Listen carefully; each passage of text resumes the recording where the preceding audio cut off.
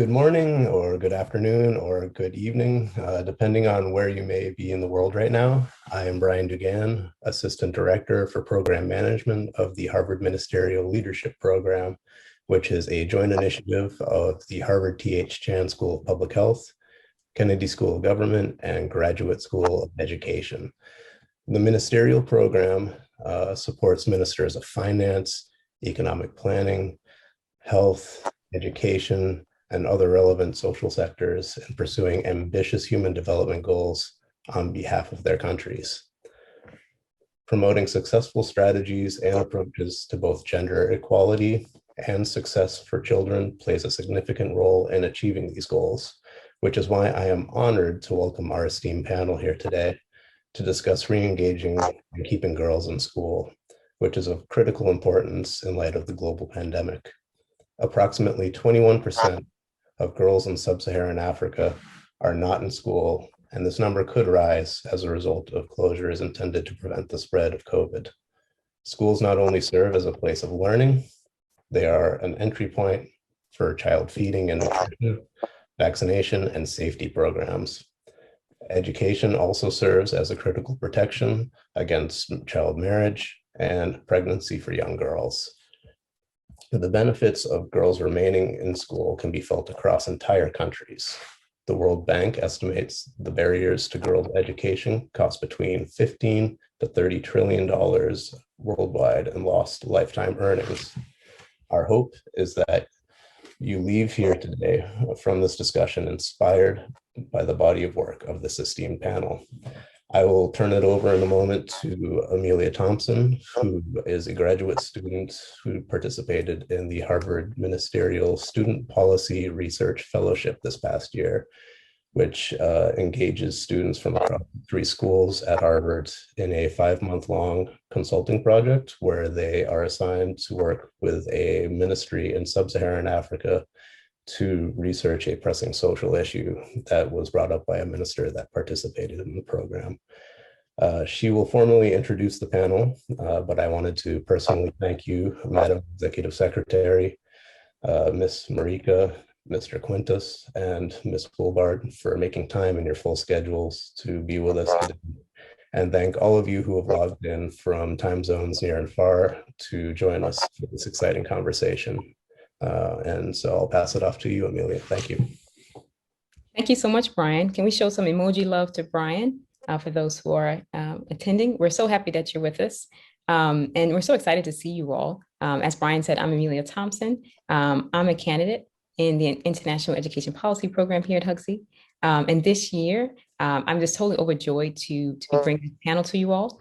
When I applied to Hugsy, I actually wrote about my experience starting an initiative called WeDeliverPeriod that supports organizations that advance access to education for girls and women through menstrual equity. And the opportunity to see some of this work, I had the opportunity to see some of this work on the ground in Western Uganda back before the pandemic. And so to now be a part of this conversation feels like a really full circle moment. So thank you for being a part of this full circle moment for me. As Brian mentioned, our goals are for you to leave inspired and in light of all the news from around the world, whether you're in the US and sort of grappling with the news for our justice system or in India, we know that this is a time when inspiration is truly a gift. And so we want to appreciate that gift today. We also want to provide you with the opportunity to directly support related work, which we'll say more about later. And I'm going to now introduce our esteemed panel. And so I'll begin by introducing Ms. Phumzile Mlambo-Ngcuka. Ms. Phumzile Mlambo-Ngcuka is the Executive Director of UN Women.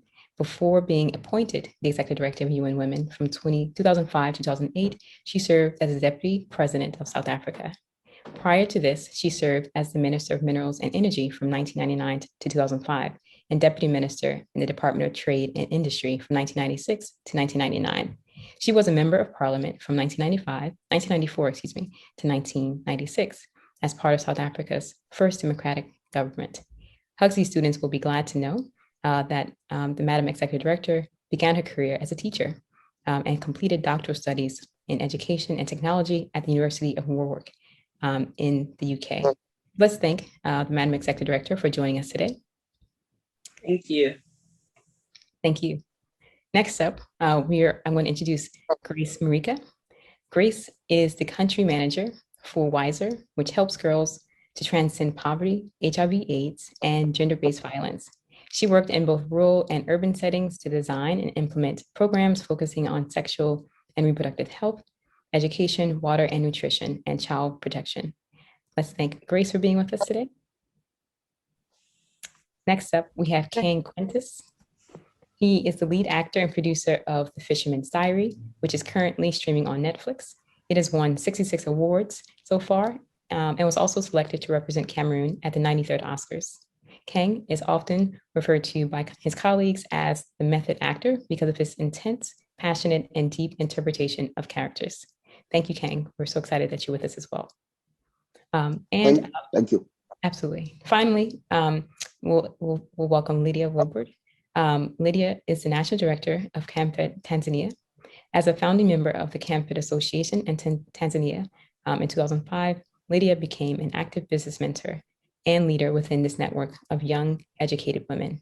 Now, as the National Director of CAMFED, Lydia forges partnerships with communities and government ministries to support the most marginalized girls to go to school, learn, and thrive. Lydia earned a master's in public health at Johns Hopkins University. She also holds a degree from Muhimbili University of Health and Allied Sciences. Let's welcome Lydia. Thank you for being here. Thank you very much. Absolutely. So I would like to begin by asking all of the panelists to share a bit about what key values inspire your work and how did your work begin? And so anyone can start to answer that question.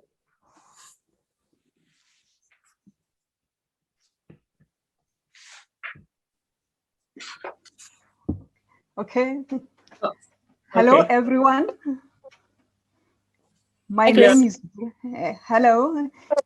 Yeah, it's a pleasure to be here. And good morning, good afternoon, and good evening to everyone, based on where we are coming from. And I would really want, it's a pleasure to be here and basically to share on where I'm coming from in this field as a community practitioner, and really the values that have driven me to the point that I am at. I started off my career as a teacher, and within the setup, in a rural setup within Kenya, and basically I was able to come face to face with the challenges that girls come through when it comes to issues of around access to key services such as education, health, and even their safety. And this has been one thing that has really driven me is the passion to be able to make change, to really influence how we ensure that girls are empowered, that girls are able to get the same opportunities within a country where at times, especially within marginalized or vulnerable societies, it becomes very hard for girls to get these opportunities. One of the things that I've really stood for, even as I designed the programs and I've worked and implemented programs, is basically looking at those opportunities. What are those barriers that, you know, come in and become hindrances to girls really achieving their full potential? And what are those aspects and interventions that we can be able to undertake to ensure that these girls are able to access these? So my passion is to make change. My passion is to influence change within the community. And basically when I work with girls, I grew up in a rural community, and I saw some of my friends even dropping out of school when they became pregnant. Yet you'd see the same young men who maybe were involved, continued with their education. And basically that was also something that drove me even into my career, that, you know, just looking at those opportunities where I can be able to ensure that there is equity, even when it comes to education, when it comes to issues around health. Yeah, so basically that is part of my background and what has brought me to where I am. And when I joined WISER, one of the things that really drove me to WISER is the passion to work in a rural community. We have WISER Girls, is a school that is in a rural village, quite remote village, where girls cannot ideally access services or cannot ideally access good education, and the fact that the organization has been able to build infrastructure and ensure that these essential services are really, available for these girls is one of the things that really drove me to work and even to be passionate to work with WISER and make a change within the lives of these girls. Thank you. Thank you so much, Grace. Really, really glad you shared that. Madam Executive Director, I believe you were also going to share about what inspires you and what values drive your work. Thank you so much for this opportunity. I'm also started as a teacher. My association with education and with girls started there. Having realized at that time under apartheid South Africa that one of the most important weapons for Black people in South Africa and for women in general to survive the atrocious apartheid system was going to be their education. That drew me close to education, but also recognizing that the girls and women had an added challenge of sexism that made it, for me, a priority to focus on girls' education.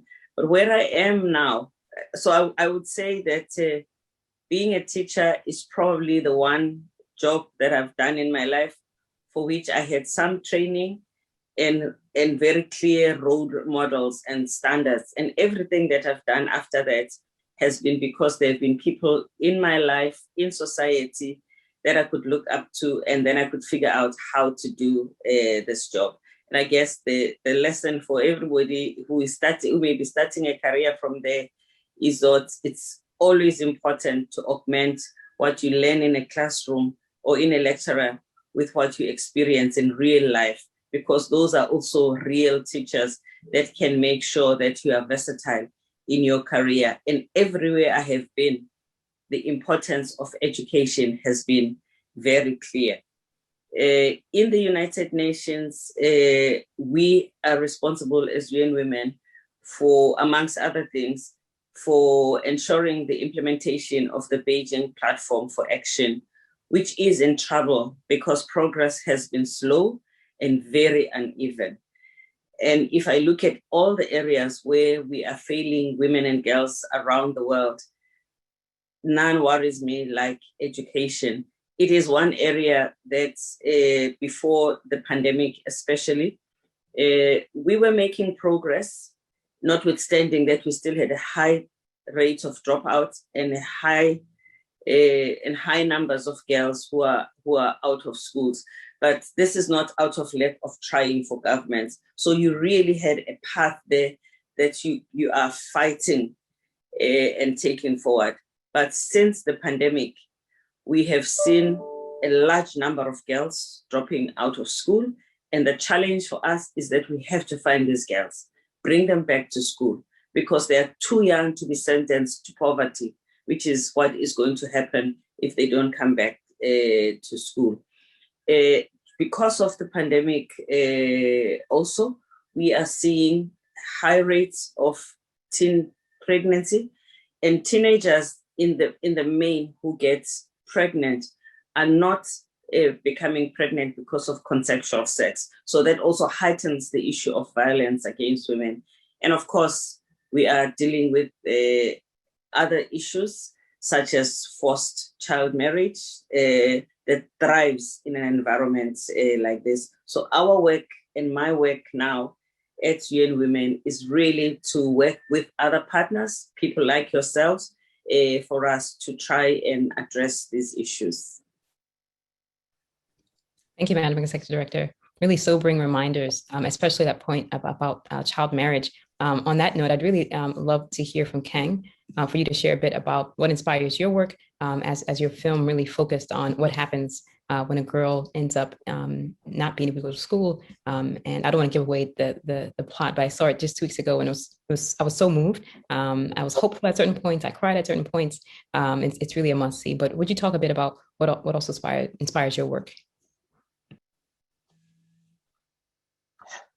Hi, Amelia. Hi, everybody. My name is Kang Quintus. I'm a Cameroonian actor, producer, and filmmaker. I grew up in a very little village in the northwest part of Cameroon, where I went to school barefoot. You know, I come from a family where we were unable to have a school meal a day. And I experienced a lot of young kids, you know, girl kids. You know, I saw them being unable to get an education growing up. I saw a lot of young girls giving out for early marriage at the age of 12, 11, 13, 14, 15. And I was heartbroken.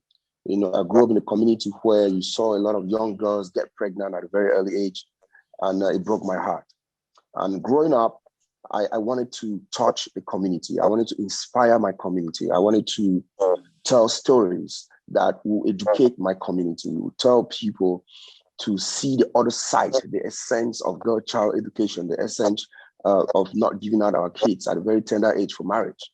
And that's what inspired this film, you know. And this is a story that addresses all these issues, because these issues are very, very particular to me. These issues are very personal to me because I grew up seeing all of this. I grew up experiencing all of it. And when we started shooting this film, it was a huge challenge for me because I had a lot of emotions going through. I had a lot of flashbacks coming to my head about the things that I saw as a little boy growing up. But I wanted to inspire the world. I wanted to inspire an entire generation. And when I heard about the Malala Yousafzai story, you know, the youngest Nobel Peace Prize winner from Pakistan, who led a revolution for girl-child education in Pakistan, I was moved.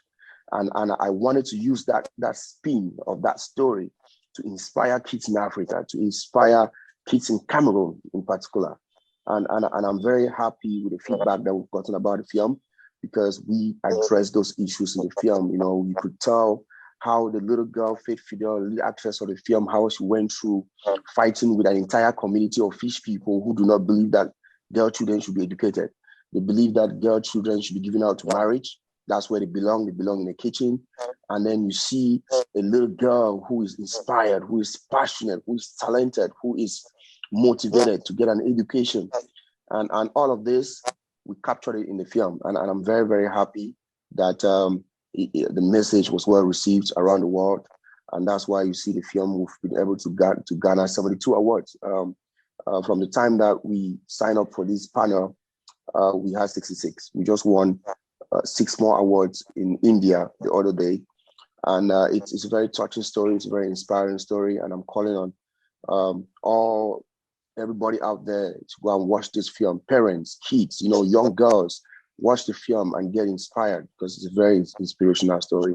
And I, for one, I can relate to a lot of things about the film because I grew up experiencing all of them. And it's been a pleasure telling the story. It was passionate, it was emotional, it was inspirational. And I'm glad that I could tell it. And I'm more inspired about this because there are a lot of cases going on in Cameroon. You know, when I visited a lot of royal communities before shooting the film, I spoke to a lot of parents, you know, who have given out their kids for early marriage, you know, parents who were depriving their kids of having an education. And I had a lot of questions in my mind talking to them, and the answers I got were heartbroken. So these are things that we need to sensitize the public a lot. We need to tell more of these kind of stories. I want this film to reach as many rural communities as possible. And that's why I could not hesitate to come on this panel, because I feel like a lot of people need to hear these stories and get inspired. So it's a pleasure for me to be here, and I'm very excited. And thank you for granting this place for Cameroon. Thank you so much. Absolutely. Thank you, Kang. And congratulations on the recent awards, the 6 additional awards. Lydia, would love to know a bit about your work as well at CAMFED. What inspires your work and what values drive your work there? Sure, thank you very much. I lost my mother when I was 10. So I think the journey between my 10 years up to when I was in secondary school is my inspiration to make sure that other girls who are going through the same have a person to listen to and see that with all the challenges and the hurdles, you can still make it and be someone. So I started off as I am a trained nurse, and later I did my public health. So all of these have highlighted to the issue, how big it is. So I draw from my personal experience of once being in poverty, growing and losing my mother at the very early age, but also reflecting on the kind of supporting structures that is required for one to become a leader. So for me, really my passion with girls' education and with CAMFED is that we all as girls, especially with the background of poverty and marginalization, you really needed to see, touch it, that I can be someone despite all the challenges. So with CAMFED, for me, it's a platform because this is an organization that champions for girls' rights, for education, protection, respect, but believing that through girls' education, all children really can be able to unturn the tide of poverty, because poverty is the main challenges that is behind every girl exclusion from school. So when we started off with CAMFED, I picked it up in Tanzania, but CAMFED started in Zimbabwe back in 1998. But I am fortunate to be among the first maybe person contact in Tanzania to start CAMFED. But then when we started CAMFED in Tanzania, we started with 12 girls in school. And as I speak, we have reached, by 2020, we have reached over 54,000. And with a network of young women that are crucial for supporting system of the next generation of girls to school. So for me, CAMFED is really a platform of the passion that I had from the beginning, where I wanted to share my practical experience, but also have the means and the connection and the opportunity to extend this service to more, and also show the meaning, the importance of being in a network, because one of the challenge with girls' education is not only the opportunity to go to school. I think the madam from UN Women talked about the achievement, almost the achievement of the access, but again, the completion, the progression, the succession is really still a challenge. So I understand that girls need not only to be supported to go to school, but they need a consistent network, supporting structure from every level, and role models that they can see themselves through, so that they can be able to achieve what they want to achieve. So for me, really, it's a passion to what I want these girls to be, but also what I know they will be if they have all what it takes for them to be there, because I have been there and I am in a different position. And also the impact, the people that will be touched if one girl is able to achieve the dream that they have. And also the fact that it's the right for everyone, and unfortunately, the girls are not getting it equally. So from the right perspective, it is very important that girls' education be someone's or everyone's thing, I would say. Thank you so much, Lydia. And for the attendees, please feel free to post your questions to the Q&A board. We'd love to be able to respond to them a bit later during the Q&A segment. So thank you for that. And I have a question, actually a two-part question for Madam Executive Director. So I love that you started as a teacher. I love that. Feedback there.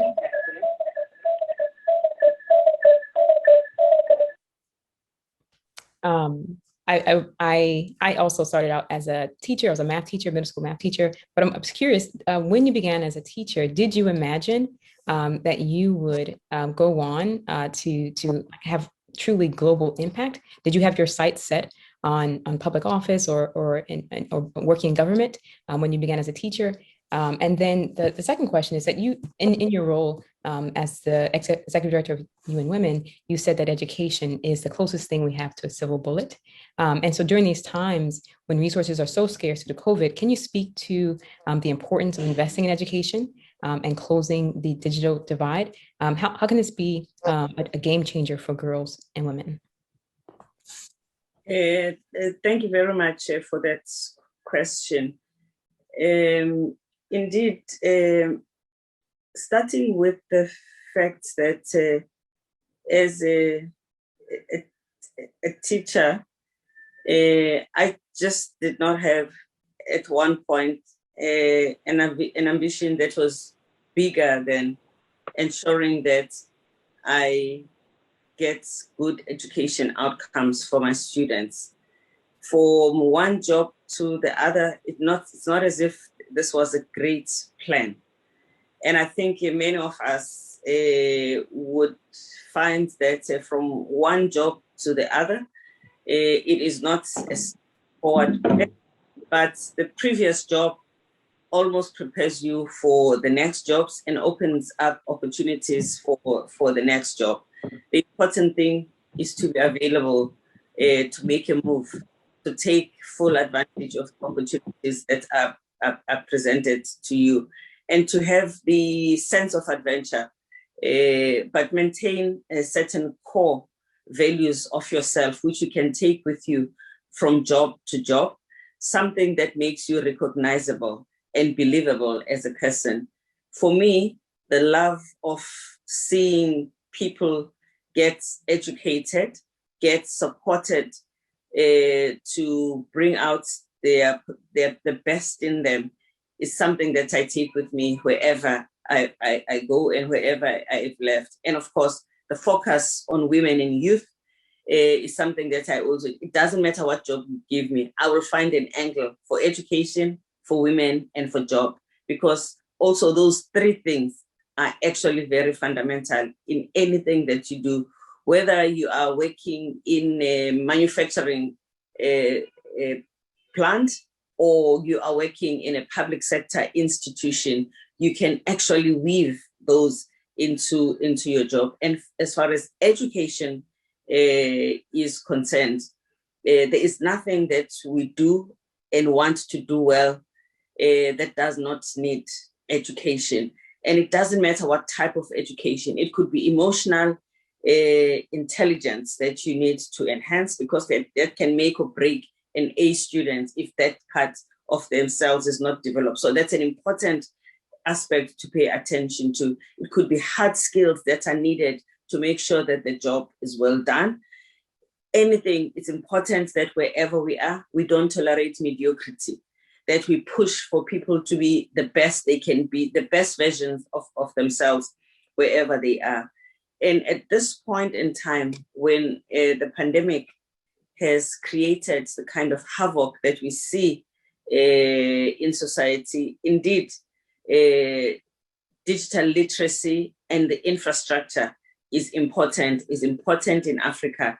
The ITU tells us that the widest digital gender gap in the world is highest in Africa. So which means that we have even a bigger job to do in Africa. For instance, women in Africa on average use the internet at 18.6% compared with 29.9% of men in Africa. But also the men in Africa have lesser access to the internet compared to men everywhere in the world. So whichever way you look at it, we have a crisis. And right now, when long distance learning is going to be a part of our life for the long haul, not just because of the crisis, it is important that we pay attention to the fact that girls must have devices. When in a family we are securing devices for the children, it shouldn't be that we prioritize boys. Girls must also be encouraged to take STEM subjects so that they can become developers, programmers, produce content, and they must be users of ICTs. They must also be developers of everything that has to do with ICTs. And we have to be conscious about that, which means that we have to talk about this when we are engaging teachers, as well as talking to students, both about using the infrastructure and using it adequately in whatever services, virtual that are there, but also being savvy when they use them, be aware of the dangers that are there so that they also do not become easy victim for scams.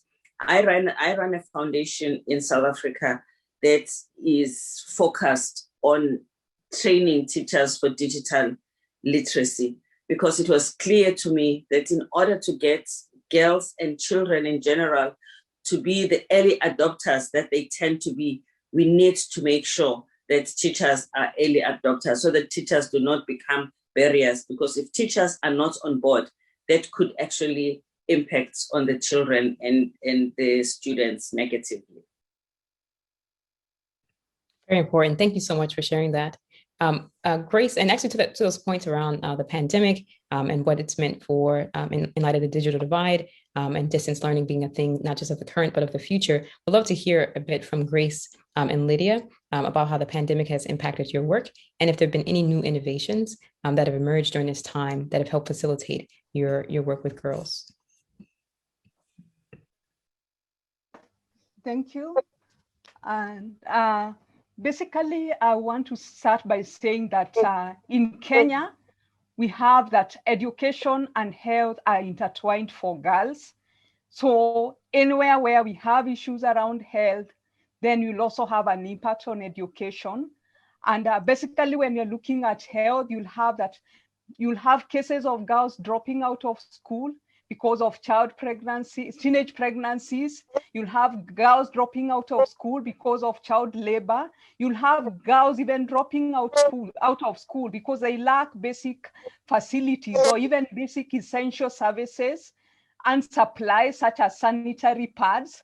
And basically, what has really happened that with the pandemic, with the COVID-19 pandemic, the situation has escalated because you've had cases where families have lost sources of income.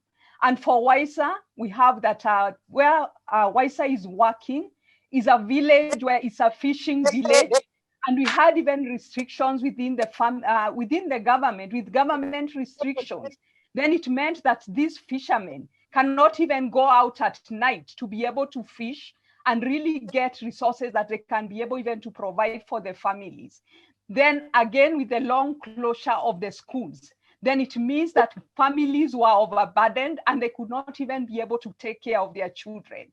And what happens in most cases, when families are overburdened, then it means that the girl child is the one who really suffers most, because the girls are the ones who now have to be pushed to go out there and even fend for their families. Girls will be pushed even to child marriages. Girls will be pushed so that families can be able to get a source of income, even from payment of dowries, even at that early age. And this is a community where we have cases of even transactional sex so that girls can get money to get even just basic needs such as school fees and even sanitary pads. So I would say that with the COVID-19, the situation has really been tricky, and especially for the girls. All over the country, we had an outcry where we had even one county where around 4,000 girls were reported to be pregnant between the months of March and December. So if this is just one county, then you can imagine what is the implication and the impact of the school closures, especially on the girls. And for WISER, one of the things that we do, and basically with our interventions, they are holistic interventions where we ensure that we are looking at the well-being of the child, being able to ensure that the girls are really able to get essential services. Our flagship program is a girls' secondary school. So where we have, it's a residential secondary schools where we are able to keep our girls in school, and we are able to give them a safe and conducive environment where they can be able to develop their skills. They can be able to really even create impact within the community, developing their leadership skills so that they can be influencers of change even within their community. And within our education program, one of the things that we really emphasize for the girls is about STEM programs. So we have where we have 2 STEM labs and even a computer lab, because we are preparing our girls for the world out there, that they can be able to be part of the change that is really happening even globally. They can be able even to really fit in to the global world and even into the digital world, and really come up even with programs and projects. And one thing that we are proud with our girls, that we've seen them compete in areas and in projects which previously were viewed to be projects that are for boys, but you've seen them come in so strongly, develop even projects that are really looking at solutions within the community. How can they be able to make change within the community? We've trained our girls as even peer educators. And even during the COVID period, we had the girls even go out within the community and really sensitize even other girls who are within the same area from the primary schools around on issues of sexual and reproductive health. Then as an organization, one of the things that we really looked at is engaging the girls during the long school break. And we started off an online remote program for education where they were able to continue with their syllabus, learning and engaging with the teachers. Follow-up was being done on how the girls are going on. We had home visits, ensuring that the girls' well-being and ensuring that girls are even offered emotional support. And from these home visits, one thing that came out is that families were really struggling. Even getting 1 meal a day was an issue. And as WISER, we also developed a program where we were able to give relief packages for the families for these girls, so that would cushion them. Even ensure that the girls then are not pushed out there, maybe by their families, to engage in risky behaviors or risky activities that would expose them to HIV, that would expose them to sexual and gender-based violence, and would even expose them even to teenage pregnancies.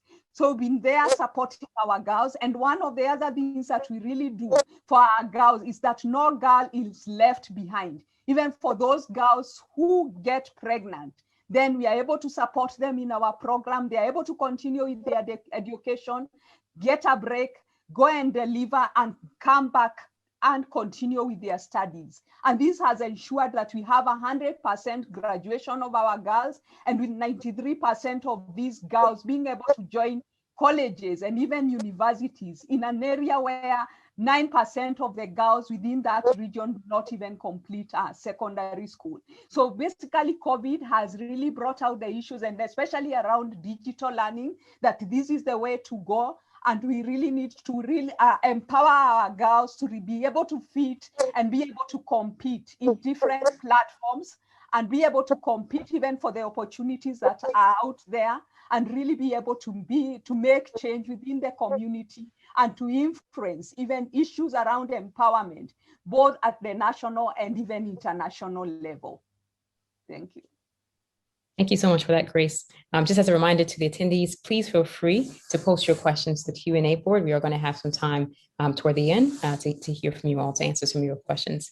Lydia, I'd love to invite you to share how CAMFED has also responded during COVID, and if any new innovations have emerged during this time that have supported your work with girls.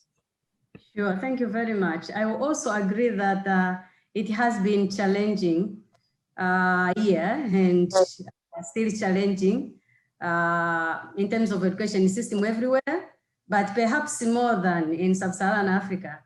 But for us, having these community experts has really been helpful to make us survive as an organization. So in just the government have released basic education statistics, which shows around 0.5% of students dropped due to the pandemic. And this is in comparison to, between 2019 to 2020, the dropout associated with COVID outbreak. But for us as an organization, we have been able to achieve 100% return from the pandemic to when the schools closed and when the schools were reopened. We were able to track 9,963 students, do home visit to be able to make sure that they return back. But what has worked for us, it's really a setup of an agile response system, which helped very much to track the girls and ensure that they are safe where they are at home, but also they continue learning. I think Tanzania is among the countries that didn't last as quite long, at least in comparison to the East Africa. We closed the schools in March and we were able to open in late June. But even then, the statistics shows that there are children who dropped due to the pandemic. So for us, we were proactive, leveraging the community structure that we have and the support system that we have built over the years. That includes the teacher mentors that we partner with in schools. We work with 457 secondary schools. So our CAMFED Association members, who are a network of young girls who were supported through school by CAMFED, together with the teacher mentors and the community structures through the community development committees, really took a lead to make phone monitoring to almost 10,000, like I mentioned, vulnerable students, making sure that they are calling them. The teacher mentors and learner guide were visiting home, taking all the precautions, especially for those who are not reached, but also they were vital through the program of learner guides, which is a curriculum that we implement in school to support girls and boys, of course, attendance. The learner guide program also stepped up to offer life skills sessions that were initially given in schools, but with the school closure, we had to adapt leveraging the technology, and we were airing the life skills sessions in local radio stations. And we really joined up with the government to make sure that we are cascading the skills to more children through the radios, understanding, of course, the barrier for access. But also we did make sure that we organized the materials that were put forward by the government and the other partners online to make sure that they reach those girls and boys who are in rural communities where the access was limited. And so through the community structure network that reaches to the down individual girls and boys, it was really helpful to at least maintain such learning, especially with the cohort of the girls that we are supporting. And equally important was also to support the girls beyond the school system. And for us, this comes through the CAMFED Association members, and also support them so that they can thrive. We supported them with entrepreneurship skills, and therefore their business were also highly hit by the pandemic, especially those who does business that depends on the community structures and the movement of the people. So the restriction of the pandemic, the fear, the uncertainties really limited the business movement. And as you know, that supporting girls beyond the school system to be able to thrive and earn an income is leveraged so that the next generation of girls and boys also are going to school. So the business were highly hit. And I remember I spoke with Eva. Eva is one of the learner guides to the head of the lockdown in Tanzania. And she had joined the WhatsApp group with the head of teachers who were also through the government initiative thriving to make sure that they maintain learning and they are connecting with their children while at home. And these learner guides, including Eva, she joined the group so that she can be able to extract information and materials and papers that were shared with head of teachers, so that because she owned the stationery, she's able to continue her business with the stationery, printing papers, but also identifying those home who are really vulnerable, that the children and the parents and the guardian cannot afford to pay for those papers. So she was able, together with the other members, they were able to organize the home visit and delivering those papers for other children to continue learning, at the same time attracting business at the local level because people needed it to continue learning. So the diversification of business, sometimes it had to come in place. There was innovations that were created by the network members themselves, but then the organization were able to cultivate the innovations and share with the other members so that they can adapt the same. And for example, Eva, apart from the business of stationery, she was able to expand her fruit farm. So she had recently shared a pineapple farm, which she started actually when she saw other businesses were not going. So it was like kind of self-ignited innovations that I think everyone across the globe were trying to survive. But for us, we have, as an organization, we have an opportunity to make sure that we have this in networks so that people can learn from each other. And the other thing that we had to pay attention to after the monitoring is tailor-made support. So it is very important that you understand the specific need of the individual person.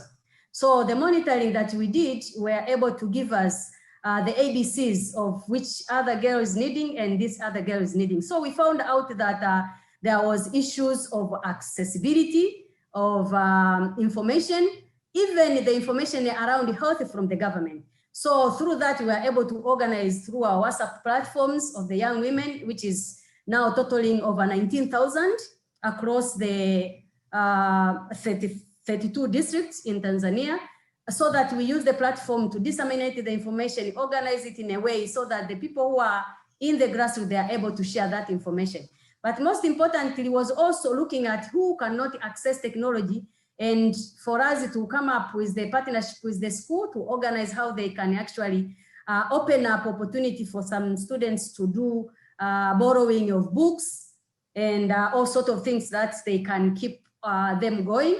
But also the other thing was around the understanding on the return, the fear of the return. So for example, specifically for the girls that we are supporting, we had already given them their entitlement for school for the whole year. But because of the pandemic, you find out that the pads that we are given, they were used at home by other people because they had to go back to home and stay with the siblings and the other relatives. But also there was a fair transport, and there were also some other things that needed to be complemented. So the fear in some of the children were, oh, I have already received my entitlement, so how am I going to go back when the school opens? I no longer have the books. I no longer have the pens. I no longer have my sanitary pads. So as an organization, we deliberately and worked out for the resources to be able to assure them that as they come back, we are going to be able to support twice and even thrice as they need to make sure that they come to school. So the achievement of 100% return is really a result of comprehensive interventions that geared to address individual needs and barriers that could have prevented them to come back to school. Thank you so much for sharing that, Lydia. CAMFED has had really tremendous reach during this time, been able to do so much. And I love that you talked about having a tailor-made approach so that it's clear that it hasn't been a one size fits all. That's really important. I just wanted to note that the Madam Executive Director has about 5 more minutes with us. And so we are grateful for her time. I hope we can get one more question with her. But before we do, I just wanted to ask Kang, because Grace talked about rural villages not long ago. And the work that has been happening with WISER and rural communities. How have rural communities received your movie in light of the social norms and customs that it challenges? Thank you very much, Amelia. The COVID has posed a very big challenge to the film. It was a huge challenge because we had a lot of restrictions in Cameroon, just like in other parts of the world.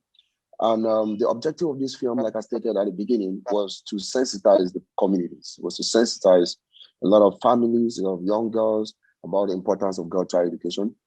And we were unable to visit these communities and project the film. You know, my objective was not just to get the film on Netflix.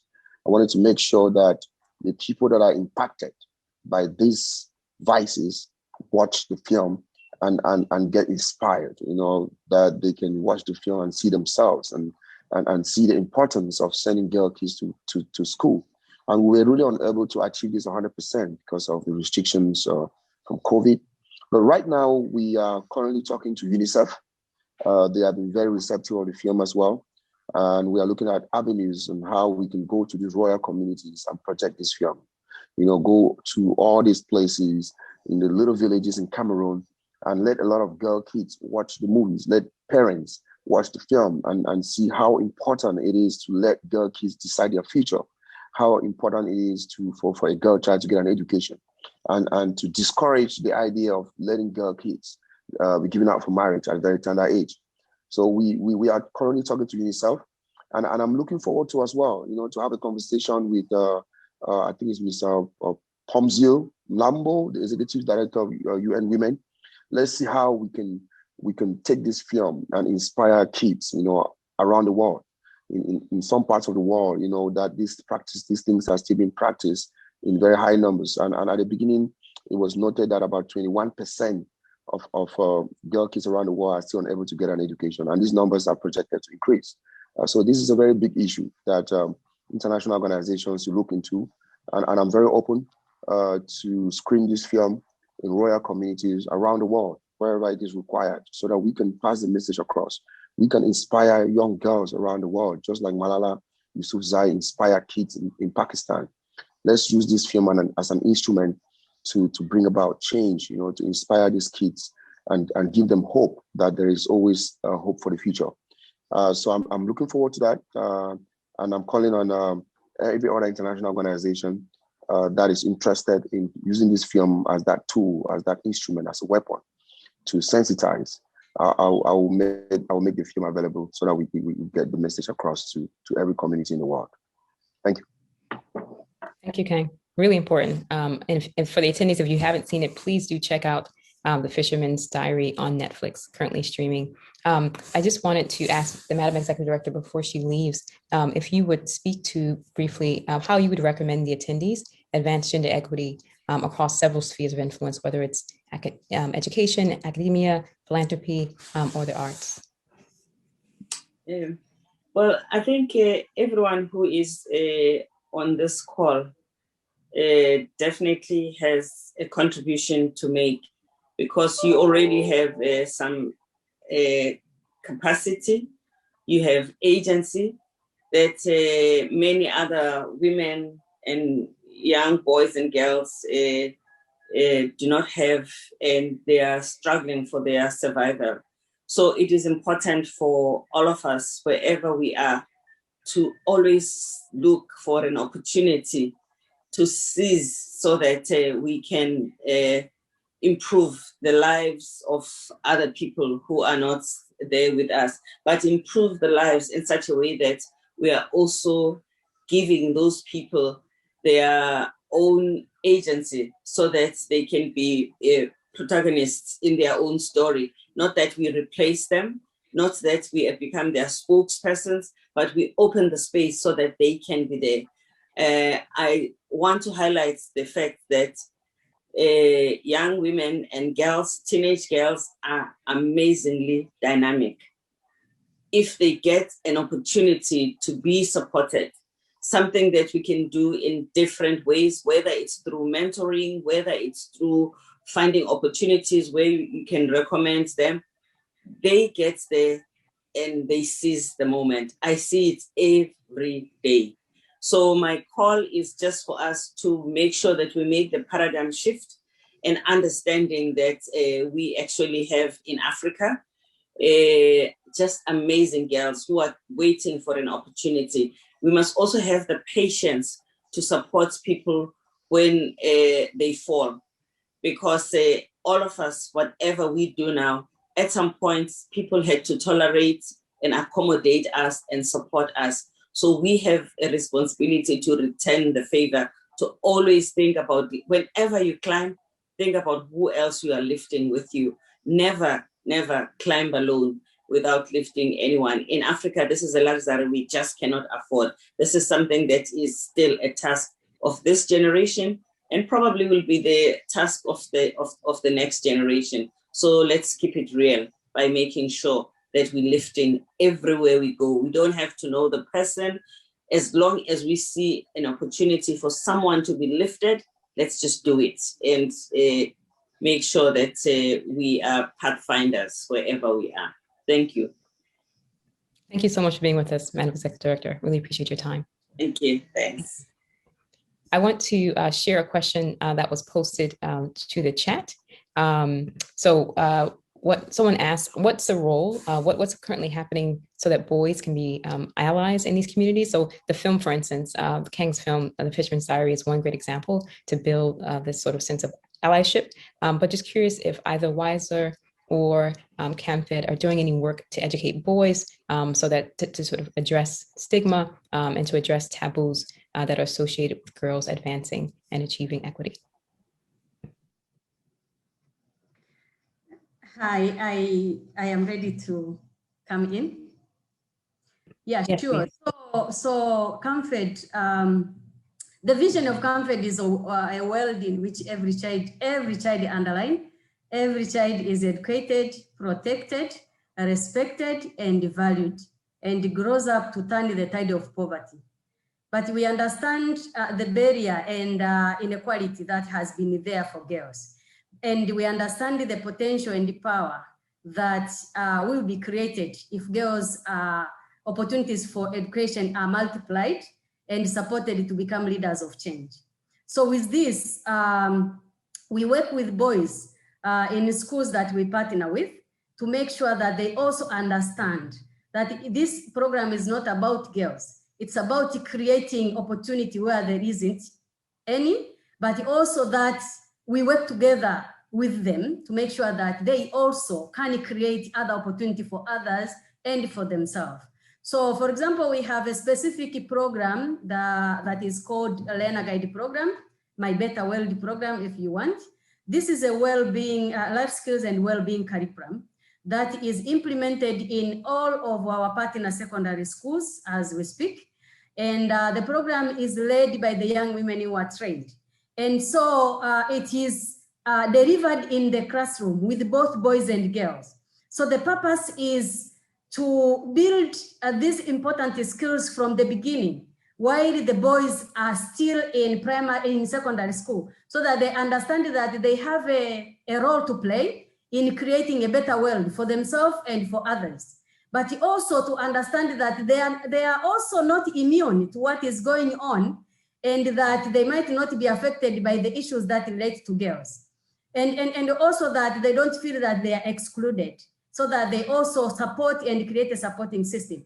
So we make sure that they understand they are also part of the supporting system for the girls to thrive and excel in education. So this program is particularly developing skills, and it is implemented for 1.5 years, and it is weekly sessions that is run at least for average of 2.5 hours in a secondary school. Yeah, that's what I wanted to say. Thank you. Thank you, Lydia.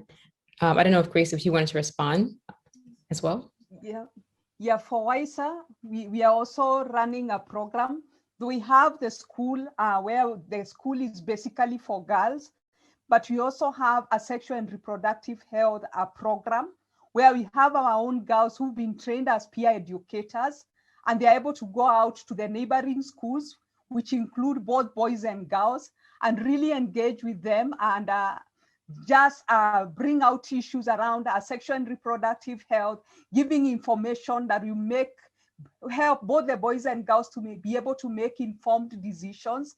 So basically also issues around mentoring them and ensuring that they're able to really look at even issues around the community, some of the challenges, being able to challenge the norms that exist within the community, where at times the community maybe believes that the girl should be looked at as maybe lesser than the boys, but getting them to a level where they can be able to appreciate each other and really look at the opportunities that they can be able to develop together and how they can be able to really bring change within the community as they work together. So we have a sexual and reproductive health program that we run also with the youth and engage even with the young people, engaging them in forums where they can be able to discuss issues around them. What are some of the challenges within that specific community? And what are some of the solutions that they can be able to really bring in and bring change even as they look at the future generation and really look at even making change and making that community a better place.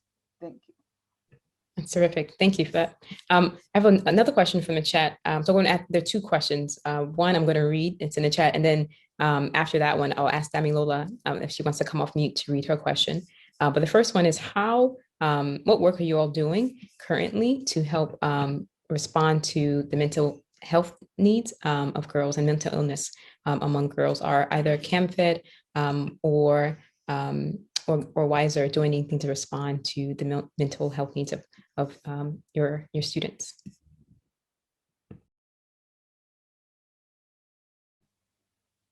I think mental health basically has come out as a big issue, and especially during the time of the COVID, I think it's one thing that has really escalated, and basically looking at what is happening with some of the challenges even within the families.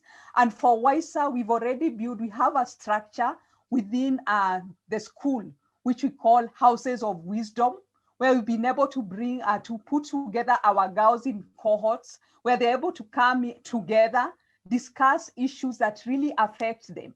And with this same system and that we've been able to develop, we are able to offer psychosocial support, both at individual and even as group counseling. So we have teachers who are trained, the guidance and counseling teachers, who are able to also really address some of the issues that have been coming up.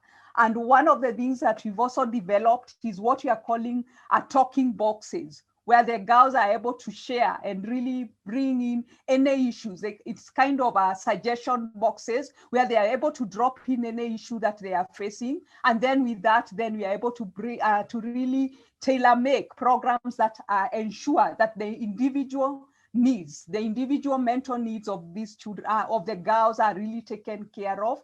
So the Houses of Wisdom has really brought in a setup where it's more of a family, where they feel they are together, is a safe space where they can be able to talk about their issues, and they have the support of the guidance and counseling teachers who are able to come in and support them. And in case maybe any further support is required, then we have a referral mechanism where we are able to work even with the health facilities to ensure that more support is given at that level. And basically, we followed up even when the girls were at home during the long closure. Then we had the home visits that ensure that we are able to look at the emotional aspects of the girls. We are able to support them even within their families and really address any issues that may affect them emotionally and just provide the psychosocial support that they required. Thank you so much, Grace. Yes, Lydia. So for CAMFED, this is a built-in component within our programming. We have indicators and questions that we do regularly to ascertain issues that come up, and we have a mechanism to respond to them. But apart from that, we have the whole teacher mentor program, teacher mentoring program. So in every secondary school, we have a female teacher who is identified by the school together with the children in the school. And in partnership with the government, they are trained to provide psychosocial support and provide guidance and counseling. But they are also connected with the government system where they are further support in terms of referral mechanism. So with the teacher mentor, we are able to meet them at least on a on a termly basis after every 6 months. And we have a mobile phone built-in questionnaire where they fill in information, which is directly integrated with our cloud database. And so we are able to analyze the data as they come and make sure that we provide a responsive support. But recently, we have actually partnered with Warwick University, where we are testing their well-being questionnaire, which is actually going to help us even perfect our support to such issues. And actually, those who will be able to attend the CIS, there was going to be a presentation, CIES, I think the upcoming conference. We are going to be presenting some preliminary insights, but for us, programmatically, the findings are going to help us to make sure that we design and perfect our program to make sure that we respond with the mental health issues that come up front with the girls that we work with. Thank you. Thank you so much for that, Lydia. I'll now invite Damilola, if you would like to read your question, you're welcome to.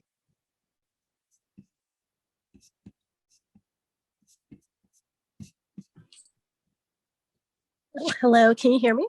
Yes, we can hear you. Okay, great. Thank you so much, Amelia, and everybody for sharing. I've really gathered a lot of information from this panel. I'm curious, especially now, with what we hear about Boko Haram in Nigeria. You know, school is often now associated with being an unsafe place for young people.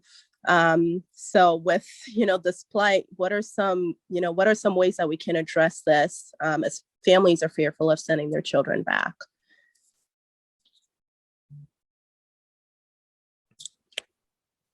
Thank you, Damilola. Thank you. So are there ways that your organizations are responding to fear among parents with regard to sending their children to school, like in places like Nigeria, where the Boko Haram have kidnapped children and girls?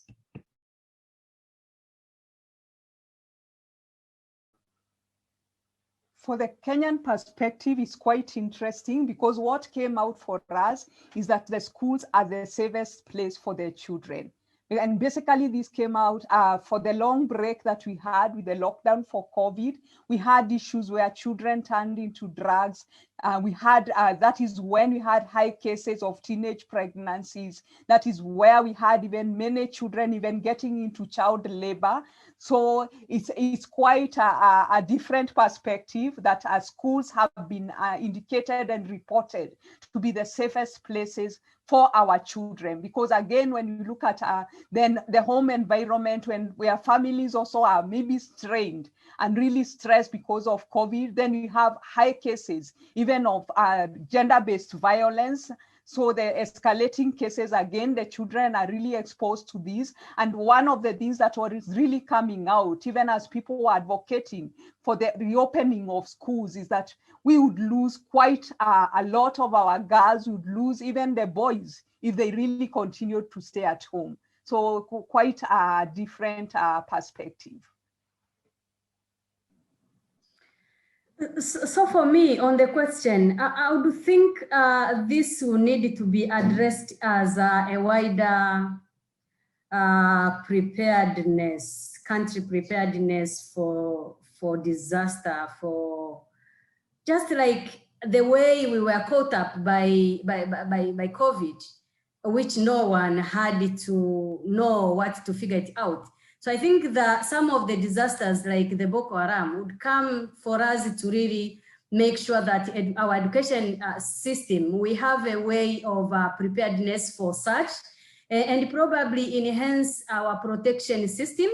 And like my Kenyan friend is saying, for us in Tanzania, it is still viewed as a safer place, an opportunity where parents who feel that their children are there. But that is not to dismiss the fact that there are also issues around safety and protection. For example, there is corporal punishment. There is, sometimes sexual abuse that arise because the children are moving from far home to school. But I think as a programmer and the government and the education community and development community, we should be able to put that into perspective as we program the initiative that we want to address for girls' education and of course boys. Thank you for that, Lydia. We have a question for Kang. I'm going to ask Lisa Williamson, if you'd like to share your question that you've posted. Sure. Hi. How are everyone? Kang, was your film based on a single story, or was it a mix of stories of what you observed growing up in your community? And if the story was based on a single girl child, where is she today and how is she doing? Thank you. Thank you very much. That was an amazing question. This film was based on true life events. If you watch the film on Netflix, you realize we address two pertinent issues in the film. The importance of girl-child education and early marriage for girl kids. We try to debunk that. And these are things that are happening and are still happening in our communities today around the world. And we wanted to inspire kids. Like I mentioned, we wanted to tell a story that can inspire a lot of girl kids around the world and emphasize. We cannot emphasize enough the importance of girl-child education. I believe that if you go around our communities in sub-Saharan Africa today, you'll see a lot of kids want to go to school, and some of them cannot go to school not because they cannot or they don't want to, but because probably some of them cannot afford to stay in school. A lot of them are giving up early marriages. So these are things that are happening in our communities today, and we were inspired by true events that are happening around us. And of course, we're also inspired by Malala Yousafzai's story, who stood up against the Taliban in Pakistan and stood up for girl-child education. So those are stories that I feel like we need to emphasize. We have not emphasized enough. We have to do more work on sensitization, especially on our rural communities. We have to visit these communities, talk to them, talk to the parents, talk to the kids, give hope, tell them why it is important for a girl child to be educated, because these people, a lot of people do not probably know better. And when I visited these communities before I shot the film, and I spoke to the parents, I spoke to some of the kids, I realized that it was all about sensitization. A lot of them is about information, it's about sensitization. It's a lack of opportunities. And the fast way out to a lot of these parents was just to give out their kids for marriage and say, okay, if she cannot go to school, she cannot be useful by going to school, let me give her out to get married and make kids, So it was based on true events, and we had to address two pertinent issues, like I mentioned, girl-child education and debunk early marriage for our rural communities and around the world. Thank you, Kang, for sharing that. And thank you. I'm going to drop into the chat the links to WISER and CAMFED, and you can look for the Fisherman's Diary. Let's wrap it up now. Thank you. You can look for the Fisherman's Diary on Netflix. It is currently streaming, as Kang shared. But we are actually going to come to the close of our session. We really enjoyed having you all with us. And we want to provide you with an opportunity to directly fund some of this work as part of WeDeliverPeriod, which we started to fund and to encourage organizations that are working at the intersection of menstrual equity and education. We are raising $1,000 to match contributions that were made by a sorority, an African-American sorority, the AKAs, to support these initiatives in sub-Saharan Africa. And so we're going to place into the chat the GoFundMe link to encourage anyone who would want to give to do so. And you may also join us next Friday at an online fundraiser called Bespoke to support the cause. And so to access both the registration for that event and GoFundMe, you do so at the same link for GoFundMe that is now placed into the chat. And on that note, I want to again thank all of our panel, all of our panelists, Lydia from CAMFED, Grace from WISER, Kang from the Fisherman's Diary. You've been fantastic, and we really enjoyed the opportunity to learn from you all and to be able to hear and support your work. So thank you. And for all the attendees, thank you for making time to be with us, whether it's morning or evening or afternoon where you are. We hope you have a great rest of your day. Thank you very much. Thank you. Thank you. Thank you. Bye. Thank you. Bye.